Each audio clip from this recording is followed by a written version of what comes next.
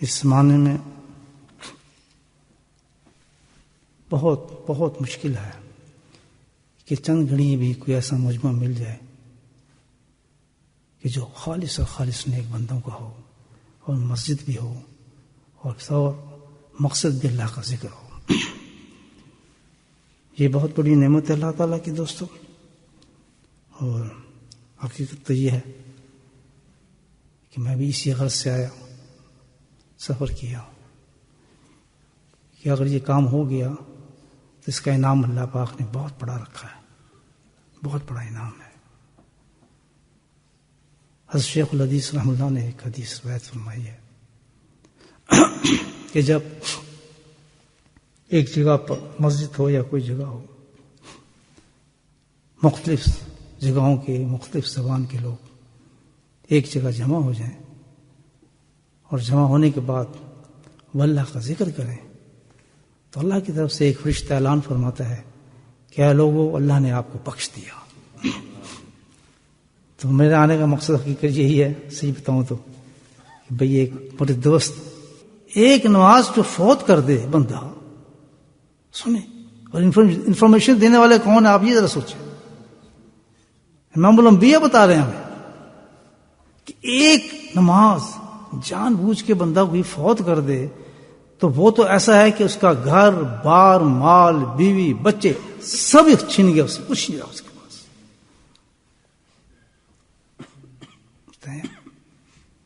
یہ پتہ ہے ایک نماز جان بوجھ کے بندہ فوت کر دے کس طرح فوت ہو جاتی ہے آدمی سے. اتنی بڑی چیز ہے نماز, سب کچھ ختم. جس کی وجہ سے ہم نماز چھوڑ رہے ہیں وہی ختم. پتہ ہے اسی لیے آپ دیکھیں کہ جس گھر میں نماز نہیں ہوگی وہاں ہوگا کیا؟ اللہ کے غضب, لعنتیں, مصیبتیں, قرضے اور بیماریاں, لڑائیاں, طلاقیں, جھگڑے, اولادوں کی نافرمانیاں بڑی تیزی کے ساتھ. جس مقام پر بھی نماز نہیں ہوگی, جس گھر میں نہیں ہوگی وہاں بھی یہ حال, جس شہر میں نہیں ہوگی وہاں بھی یہ حال, جس ملک میں نہیں ہوگی وہاں بھی یہ حال. اور یہ تو ہم اپنی آنکھوں سے دیکھ رہے ہیں, آپ دیکھ رہے ہیں, یہ ہم جانتے ہیں. کسی گھر میں آپ نے دیکھنا ہے کوئی وبال آ رہا ہے, کوئی چیز اس کو نہیں روک سکتی کیونکہ فیصلہ ہو گیا کہ راحت, سکون, نورانیت, رزق, صحت, عافیت, رحمت, برکت سب کچھ اس جگہ پر ہوگا, اس گھر میں ہوگا جہاں پر 5 وقت نماز پڑھی جاتی ہو. ایک سنت کا ثواب اللہ کے نبی نے کیا فرمایا, من احیا سنتی اندا فساد امتی اللہ اجر مئات شہید. یہ صحابہ کو فرما رہے ہیں. تو وہ تو حیران ہو گئی, یہ کیا, کون سا ایک زمانہ آئے گا ایسا, ایک زمانہ اتنی قحط ہو جائے گی میرے سنتوں پہ عمل کرنے کی کہ اگر اس زمانے کے اندر کسی انسان نے ایک سنت پہ جو ختم ہوئی ہے اس پہ بھی اس نے عمل کر لیا تو اللہ تعالیٰ اس کو 100 شہیدوں کا ثواب عطا فرمائے. لوٹ مچی ہے بھائیو, یہ تو کل خبر میں پتہ چلے گا. اتنے ذرائع ہیں ہمارے پاس, ہم تو ملین ٹریلین بن سکتے ہیں چند گھنٹوں کے اندر, اتنی دولت کما سکتے ہیں آخرت کی جس کا حساب کوئی نہیں. کہ سب سے پہلے کہ جتنے بھی اعمال ہیں ان کا یہ معاون اور مددگار بن جائے گا. یہ عمل جو وظیفہ میں بتا رہا ہوں آپ کو, یہ عامل کا وظیفہ نہیں ہے. یہ کس کا وظیفہ ہے؟ نبی کریم صلی اللہ علیہ وسلم کو بتایا وظیفہ ہے کہ جس نے یہ وظیفہ میرا کر لیا, یہ عمل کر لیا تو کیا ہوگا کہ جو عمل اللہ نے بتایا, جیسے نماز ہی لے لیں آپ, یا کوئی حرام کام روکا ہے جس سے رکتے ہی نہیں, آدمی دل کرتا ہے رک جاؤں, دل کرتا ہے نماز پڑھوں, تو اس عمل کو کرنے کے بعد پہلی چیز تو یہ ہوگی کہ یہ اس کا مددگار ہو جائے گا, زور لگائے گا کہ وہ کام کر بھائی. بولیں سبحان اللہ. کیسے کیسے علاج بتائیں حدیث میں, دیکھیں آپ.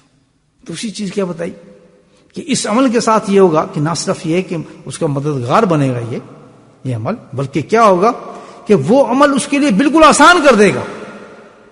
اگر نہیں نماز پڑھتا تو نماز پڑھنے والا ہو جائے گا, اگر نماز پڑھتا ہے تو جماعت سے نماز پڑھنے والا ہو جائے گا, اگر جماعت سے نماز پڑھتا ہے تو نوافل ادا کر کے باہر نکلے گا, جلدی نکلے گا, اگر یہ سب کچھ کرنے والا ہے الحمدللہ تو پھر اس کا دل کرے گا میں ابابین ہی پڑھ کے نکلوں.